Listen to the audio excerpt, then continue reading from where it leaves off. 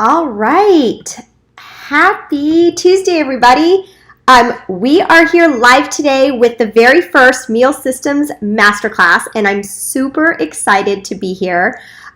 If you are here with me live and you want to drop questions in the chat, remember that you have to do that on YouTube. So you have to click on the screen if you're watching me in Padilla, and you click on the actual monitor and it will take you to YouTube. You have to have an account to leave questions, but I will have a slide at the very end that shows you other ways you can ask questions if this does not work for you. So I just want to say welcome, and I'm so excited to get started. So let's get started. All right, this is Meal Systems for Success Masterclass. I'm going to present it here. This is my Meal Systems Masterclass, and the whole point of this is for me to help you understand why you suck at meal planning and how to feed your family with less stress. And again, make sure that you head over to YouTube and go to the chat if you want to ask questions as we go along. Let's get started with who am I? Those of you who've been following me for a while know who I am, but for those of you that don't, I'd like to give you a little bit of a background. I'm a wife and mom to 3 beautiful boys. Sometimes my big boy is also one of my boys, and that is a picture, a most recent picture of all of us. I love being a mom. I struggle to have children, and so when we had our first and miraculously had 2 more, it was one of those be careful what you wish for moments. But I love them. They're wonderful most of the time. Those of you that see my stories know that the stuff they get into as well. But I was also a teacher. Before I was a mom, before I did all this, I was a teacher for 14 years. I taught special education and then also first grade. And what happened was that I decided to stay home after we had our first, and all of a sudden got pregnant very quickly with our second. It was a lot to have 2 babies. They're 15 months apart. My husband started traveling, and so I decided to stay home and retire from my teaching for what I thought was just the moment, and now I know it's pretty much forever. But at the same time that I basically decided to stay home, right after our second was born, about 4 to 5 months later, my husband, who's had struggled with high blood pressure, cholesterol, most of his adult life, was on medication.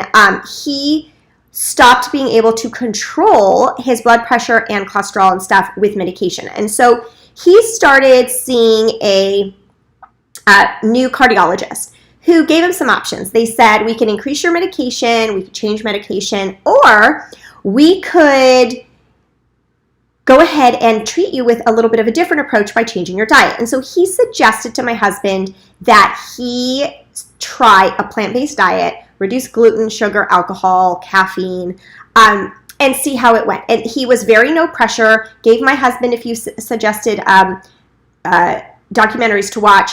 And this is not something I really knew was happening at the time, but my husband had this information, watched him, and he came to me and he said, I want to try this. I want to try this. I want to see if I can help because I just feel awful.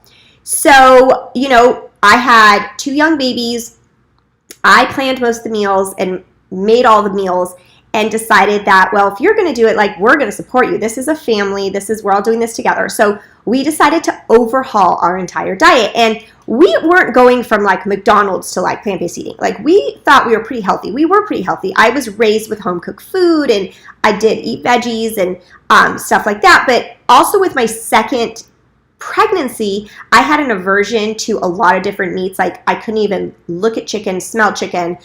So I was very vegetarian during my pregnancy. So this wasn't a huge transition for me necessarily. And we ate meat, but not a ton of it. So we had a huge overhaul in our diet. And I am a planner.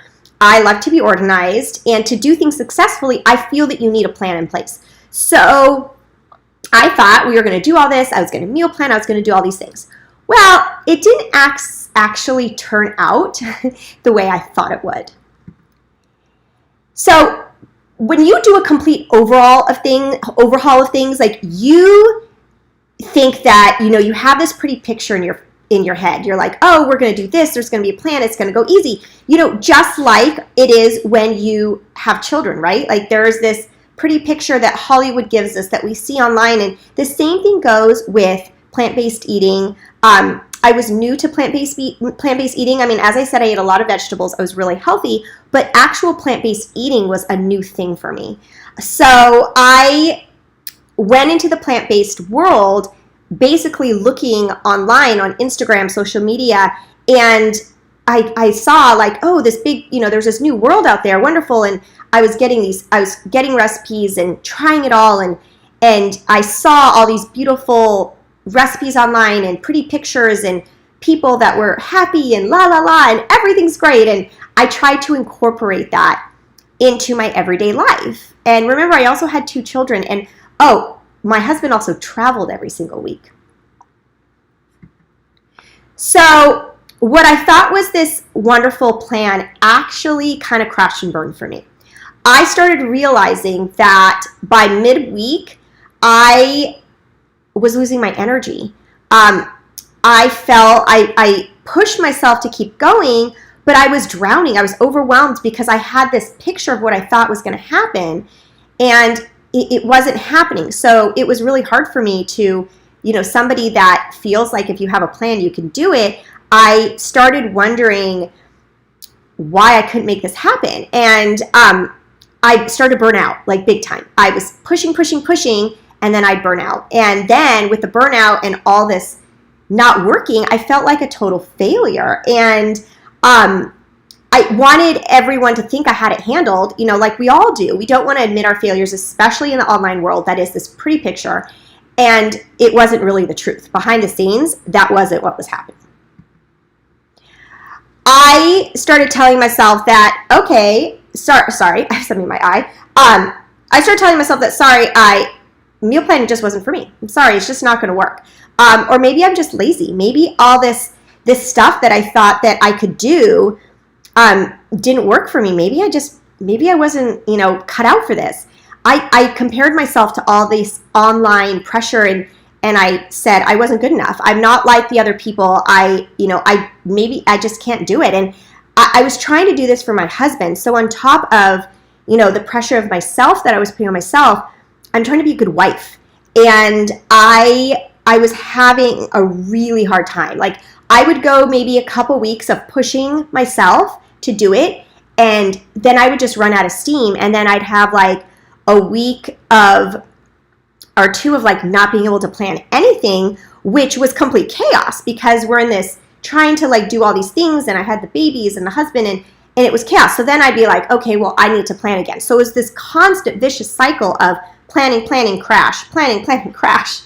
And it really was riddled with a lot of guilt. I'd get to the midweek and I would have these recipes that I was like, oh, I'm going to make. And then I would get to the middle of the week and be so tired when I couldn't push myself that I was wasting the food. Like I couldn't do it. So, the food was being wasted, and sometimes I would even just like hide it under the trash can, like under the trash, so that my husband didn't see that I was wasting it. And there was so much guilt because I'm wasting food. I'm not living up to what I thought I was going to do. I wanted to make this work, but I wasn't sure how I was going to be able to do that.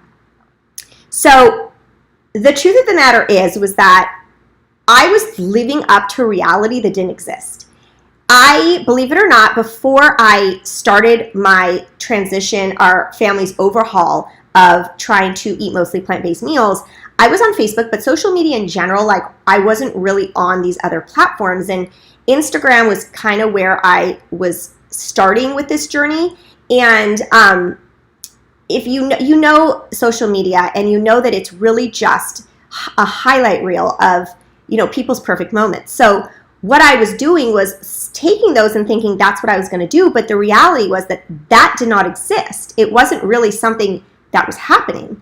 So I started to realize like we only have so much energy to use, and I was burning out of that energy very quickly because I wasn't giving myself any rest.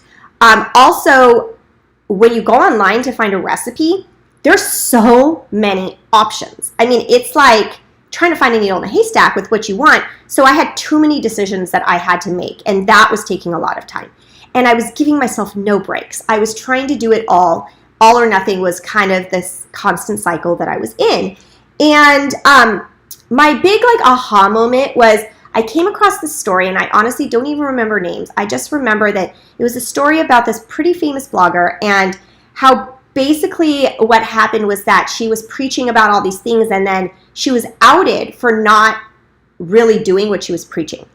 And it made me realize that what we see online, there actually is a different reality that we don't see that goes along with it. And not to say that everyone that talks about something online isn't doing it, because I feel like I'm pretty real with what I talk about. But the truth of the matter is that what a lot of people talk about is actually not really happening. And so I started thinking, like, there must be a better way. I did not want to be that person that pretended that all this was working when it really wasn't. I really started looking at social media and realizing and diving deeper into how it really just is one scene in a larger movie. And reading this story, blogger story, I started seeing other, stories and things coming out, and seeing that behind the scenes, it's almost like there's like a point A and point B, and that's what you see online. And the people just automatically in their brain connect this beautiful straight line between point A and point B. And we're doing this mostly because of our own fault. Most people, I'm trying to, think positively, but I don't think most people out there intend for people to think that there's no negative stuff that happens. I think we just post these pictures, and you have to try really hard to show people the behind the scenes. And I hope that I do this the best I can, but naturally our mind wants to look at the positive and connect this really pretty picture. Whereas in fact, instead of that straight line, it's really this up and down kind of back and forth, unpretty, ugly picture. So we are purposely putting the straight line there without really seeing what's happening behind the scenes. By doing that, we're driving ourselves into the ground because we're trying to recreate something that isn't there. So we're getting exhausted. We're, especially as mothers, and I know fathers and people that don't have children do the same. But in my world, especially of mothers, I see it all around me. I see so many people that are doing this and driving themselves into the ground. And I did that myself. But when I started to realize it and really take a step back, I knew that that there had to be a way to avoid this. If we don't force ourselves to rest, our bodies will do it for us. We are not the Energizer Bunny. We need rest. We need to recharge. It's just physics. We only have so much energy inside. I mean, when we eat our food, especially when we're eating, wholesome, nutritious food, we're giving ourselves what we need to do everything we do. But there's only so much of that in there. Each day, each week, each month, each year, there's only so much. So burnout is the physical or mental collapse due to overworking yourself. And burnout is real. Burnout happens all the time.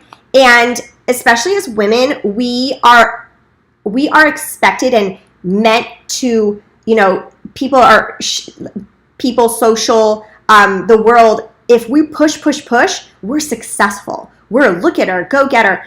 But we aren't celebrated when we take that rest, when we don't, when we don't push ourselves constantly and we take a rest. It's like, oh, she's not doing enough. She's lazy. Well, the truth of the matter is that, we need to change that. We have to change that. And what I found out is that traditional meal planning is a burnout waiting to happen. It sets us up for failure. It set me up for failure. And I decided that there's going to be a better way to do this. I'm not going to this can't be the only way. So I spent years starting to notice things, writing notes, taking data, asking friends, and then started asking, as my business grew, asking, all of you readers online about what roadblocks they came into, what they felt when they were meal planning.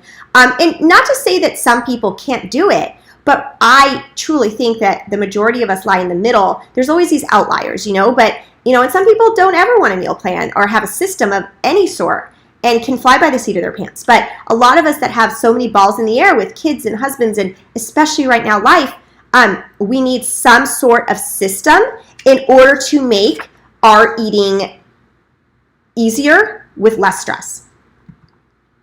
So as moms, we naturally try to do it all, right? We want to give our kids, nutritious, healthy food, but we also want to make them happy, and we also want to give them the snacks that they like.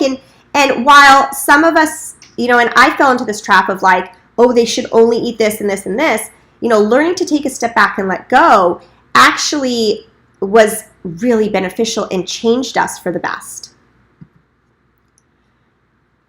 Part of letting go is giving ourselves that forced rest and recharge, especially when it comes to meals and what we feed our children and our family.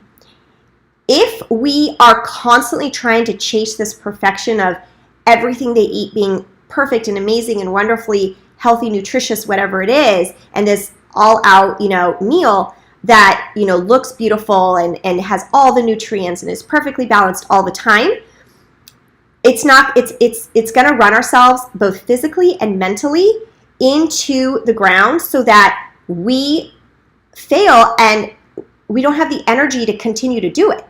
But if you work into your week a day at least, if not more, of rest and recharge where you just let go and you worry about the mental piece along with the physical piece. And those of you that know me like to hear me say that I believe health has to do with your physical body and has to do with your mind. There's a perfect harmony of both. It's not just always eating the wholesome, nutritious food. Sometimes it's letting go and ordering in that pizza, warming up those, if you eat chicken nuggets and fries, whatever it is, it's letting go, because doing that overall, you're actually not going to, you're not going to ruin your health. You're actually going to improve it, because you're giving yourself a rest and recharge, and you're giving your family, your kids, the things that they kind of like sometimes. I mean, I could live on French fries. I love them. They're absolutely delicious.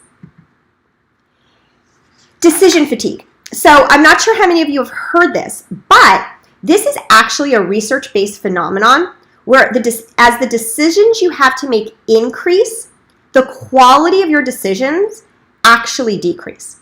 So the more we have to decide, those decisions that we have to make and force ourselves and push ourselves to make aren't the best. And this is actually coined by a social psychologist, Dr. Roy Baumeister, I think his name is. But he based it on the Freudian hypothesis of ego depletion. So it basically just means that we have the capacity to make only so many decisions well. And if we try and do it all, the end result is not as good. So if we think about our meals, there's a lot of decisions that go into that. It's not just what am I going to make for dinner? There's so many aspects to meals. There is not only what are you going to make, and actually when you trying to figure out what you're going to make, you're in this world of the internet that there's so many options. It's insane. It's absolutely insane. So that right there can be a roadblock for some people, not being able to figure out what they want. Once you figure it out, you have to figure out, what am I going to buy? Where am I going to go and buy it? What grocery stores? I know that I have 2 or 3 main grocery stores that I go to for different things. And if they are out of something, what are you going to do? Is there a sub you can do? What are you going to prep in order to make that meal? When are you going to prep it? Do you have the time to do it all at once? Or do you need to learn about batching and making your meals ahead of time and prepping them so that when you make them, it goes quicker? And also, how are you going to serve it? Are you going to serve it with sides? Or are you going to serve it on your own? If it's a burger, are you using a bun? Are you using, maybe you're putting in a wrap, whatever it is. But there's so many decisions that go into meals. Decision avoidance is this other phenomenon that means if the amount of decisions you have to make is too many, people will avoid making the decision at all. So a lot of people find this is the roadblock to meal planning. And I've heard this from multiple people when I asked, throughout the years when I've asked, is that I don't even know what I want to make. And that right there is their first roadblock. So because the internet is so big, it's hard to decide like where to start on what it is that you want to make, because you can go to Google, you can go to Pinterest, you can go to your favorite websites, you can go to Instagram. I mean, Facebook, there's so many places to go. It's like, where do you even start? So this was part of my planning process. Is I've created a PDF download that helps guide you through a few simple steps to choose a recipe in under 5 minutes. And it's super quick and easy. And this is just taking the big part of complicated and simplifying it to make it quick and easy. This goes into choice overload. So when we have too many choices, it's harder to make a decision. And this is actually, there was a psychologist, Barry Schwartz, that wrote a book called The Paradox of Choice. And in the book, it talks about how the anxiety level goes up when you have so many choices. Now, I tell the story sometimes that there's a restaurant here that I used to go to a lot, and their menu is literally like a book. It's like a chapter book. I am one of these people that really suffer from choice overload. If I have too many choices, I can't make a choice. I want people to just give me a few different choices and then I'm great. Sometimes I just want people to tell me what to do. And that's just the way I am. And my oldest son is the same way. So when I went to this restaurant, like I literally have been like maybe 15, 20 times in my life, I've eaten the same thing over and over because the choices that I had to make the decision on was just so many that I couldn't even do it. So I just stuck to what I knew. My oldest son is the same way. I still remember when he was 2 years old, I took him to the toy store, this toy bin, to pick out a toy as like a reward for something. We were there for like an hour. He couldn't make a decision. And I eventually just grabbed a few options and I said, which one do you want? And then he was able to make it like that. So this is real. If you suffer from this, you know exactly what I'm talking about. So how do we feel empowered when making meals? How do we feel empowered? I mean, I'm telling you about all the failures of traditional meal planning, but how can we turn this around and feel empowered with it? Because we do want to empower ourselves to feed our family. How do we create a system that also leaves room for our own mental health and energy? Because it's so important. We try and do everything for everybody else. And the problem is we don't include ourselves in that everybody. We include everybody else, and we need to have a system that leaves room for ourselves as well, because we are just as important.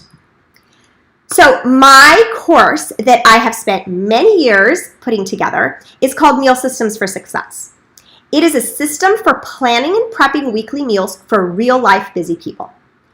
It bucks traditional meal planning, and it's a course that's going to help you beat that burnout.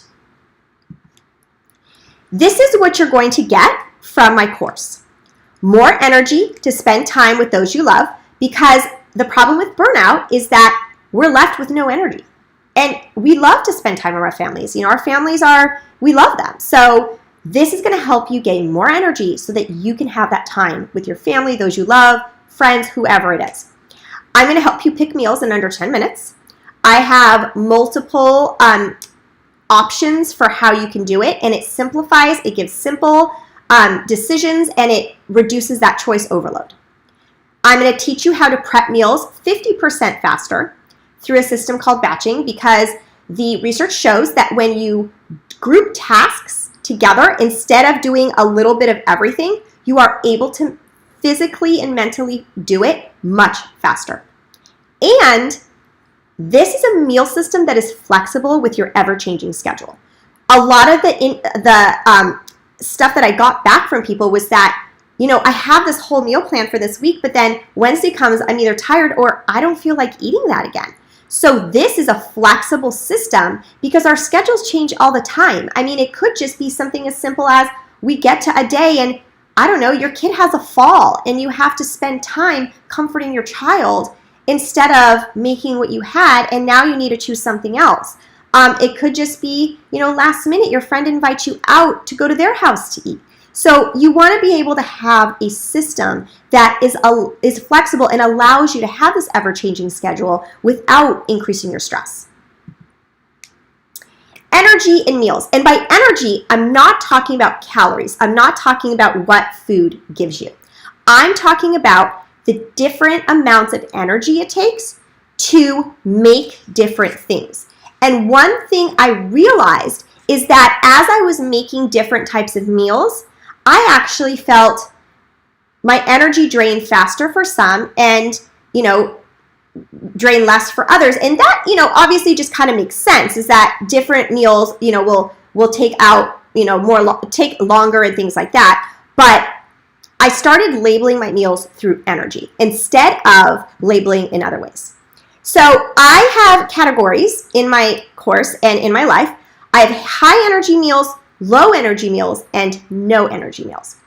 And high energy meals to me are the meals that are an actual detailed recipe that you follow. So it's like, first do this, then do this, then do this. There's different parts to it maybe. Maybe there's multiple components. Maybe it takes more than 30 minutes to make. But there's different aspects to a high energy meal. You have to put more brain power into them. Low energy meals are meals that are quick and easy. They're not necessarily recipes. They're more of like a guidance. And they probably take usually between 15 to 30 minutes. They're something that you could throw together quick, something that you've pre-planned. It could be, for example, like a jar of red sauce that you buy at the store, or if you love to home make your own red sauce, you've batch made it and frozen it into your freezer to grab whenever and warm up quickly. Some pasta and a side of roasted broccoli. So that would be a low energy meal. You're putting time into it, and perhaps the roasted broccoli does take long, but the most of it is the oven doing the work. It's not you doing the work. So the energy, as far as you go, is low. You're cooking the pasta, you're warming the sauce, and maybe cutting the broccoli and putting it in the oven. Pretty basic, and it's more focused on the prep. The energy is more on the prep and the effort that you put out. And then we have no energy meals. And this is something that I realized early on I needed to include in my week. No energy meals are when you go out, when you get takeout, or you heat something frozen. I'm talking about zilch. No energy. You're giving yourself that time to rest and recharge. And even if you're eating that pizza or that burger and fries or whatever it is, you're actually taking care of your mind. Your weekly plan should have a perfect combination of all of these. And that perfect combination is what is best for you. Different people can handle different things.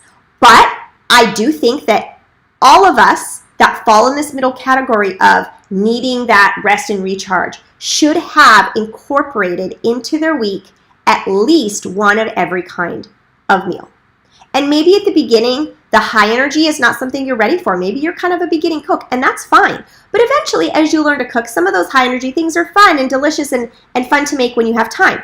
But the combination depends on you and where you're at, and that combination can change every week. It's not necessarily something that you have set in stone. That's the best part of my meal system course, is that it teaches you to be flexible. So here's the meal formula that I've talked about. Breakfast and lunch, and even snacks, is low energy or no energy. Unless it's like a weekend and you have time to do the pancakes or whatever, which is totally fine, and we do that sometimes.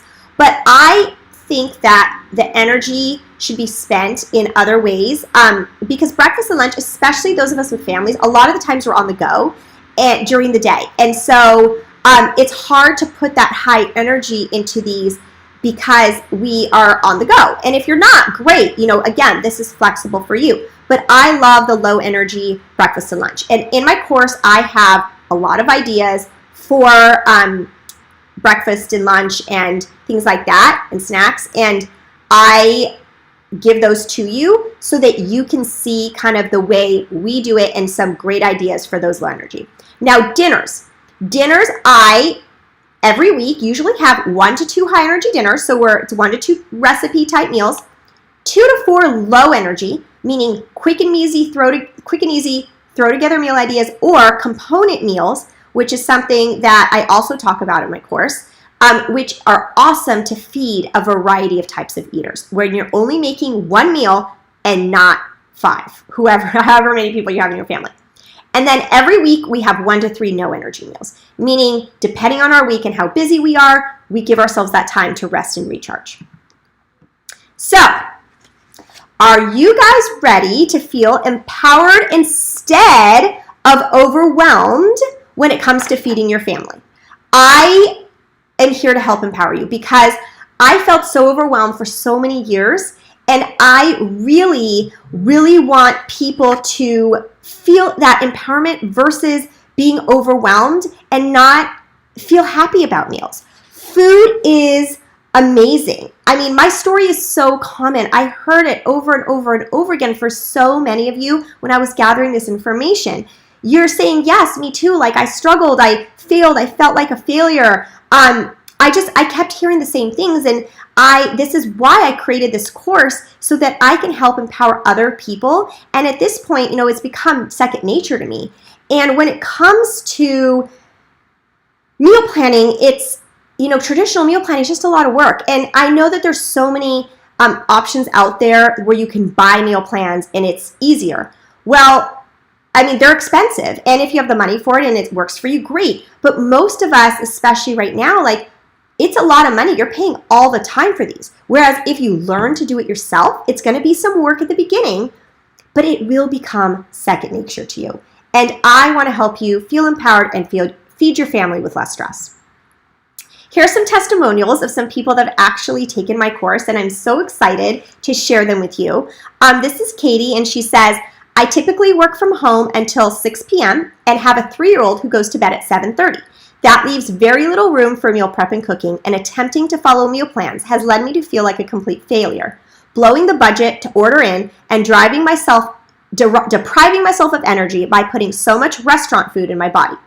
You've helped me to understand that it's okay to have those foods, but that I need other ways to fuel myself and my family. And it doesn't always have to be the detailed recipe I spent so much time planning for that I forgot to even get all the groceries. Been there. I was at full-on meal planning and cooking burnout until I found your system. This system gives me some of my power back. Meals don't own me. They're just part of our life now. That makes me so happy. This is Allison. She said, Sophia's course was super helpful. Her laid-back teaching style is easy to follow and easy to understand. It just makes sense. I love the idea of high energy, low energy, and no energy meals. I used to have guilt over easy to prep meals, but this course has made me see the value in using my time and energy wisely. I'd recommend this class to anyone who is struggling to transition to a plant-based way of eating and to experienced food preppers. Thank you, Sophia, for supporting and motivating me. And I wanted to tell you guys too that this course is not just for plant-based eating. It was something I created because I overhauled our diet, but this is for anybody. It doesn't matter, and you'll see in the course, I do address dietary needs for all sorts of people. So if you're listening to this and you're thinking, ooh, I'm not a plant-based eater fully, we do have some plant-based meals, it's a course for everybody. And the last one, this is Lacey. She says, I'm incredibly grateful to find a meal planning course of action that is easy to understand and easy to implement. Sophia does a great job at thoughtfully explaining her process and how to implement this into your life, no matter your circumstance. I'm very much looking forward to getting into this routine to make life easier. And that's my goal, is just to make people's life easier. So because I love you all, Meal Systems for Success right now I have opened sale for it. I have a lightning deal for those of you that buy within 24 hours. Now, a little bit more about what's included is that other than gaining all those amazing things like energy and being empowered and being able to pick meals faster and prepping faster, I've included last minute some extra components in there where I'm also trying to reach those of you that perhaps have been actually meeting with a nutritionist or dietitian. Because remember, I plan meal systems, I make recipes. I'm not a nutritionist, I'm not a dietitian. This is not a meal plan that you buy. And you should only buy those meal plans from actual licensed professionals. I am here to help you perhaps you've seen a licensed professional and you have some sort of medical reason, or you're looking to lose weight or whatever it is, and you need help organizing and having a system for everything they gave you, because that's another overhaul. Just like I overhauled to help my husband, it's an overhaul into your life. And so I got some advice from one of them, a good friend that is a dietitian, and I have put in there you have multiple organizers to planning your meals, and I have multiple ones depending on if you're very loose, if you're more structured, and if you're tracking macros or Weight Watchers points. So I have plans in there for those of you, not plans, organizers, for those of you that are trying to track things, of giving you the system to track them. I also have in there a 3 to 4 page document on the basic foods that I include in my quick and easy ideas. Remember, I'm trying to reduce the amount of choice, so it's not an all-encompassing chart on every food. It's just the main ones, including non-plant-based foods, because this is a system for everybody. But it has the macros, it has carbohydrates, it has protein, it has fiber, sodium, and fat, along with Weight Watcher points for all of the main foods that I am helping you reduce your choices to. So if you are looking for that and you want that as part of it, it is in there. So this system is all-encompassing. There's so much information for you guys.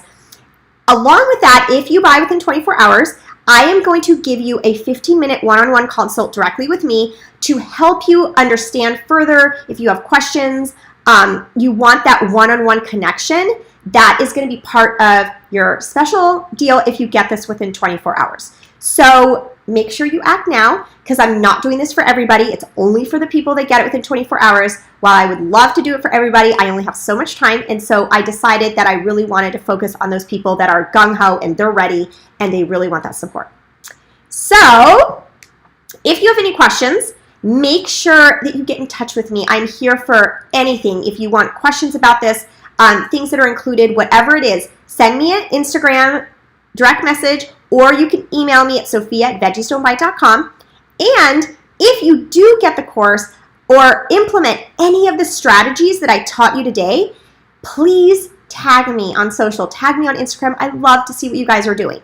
Or if you're not on social, send me an email. I get so many emails from people telling me what they loved, and I love corresponding by email as well. But I appreciate you all so much. Thank you so much for being here and listening, and I really hope that I have helped you. I hope that, here I am, I hope that I've given you some suggestions and ideas of how you can make this work for you. I am so excited that I was able to do this. I'm excited to finally share this with the world, and I just appreciate you all. Thank you so much for being here.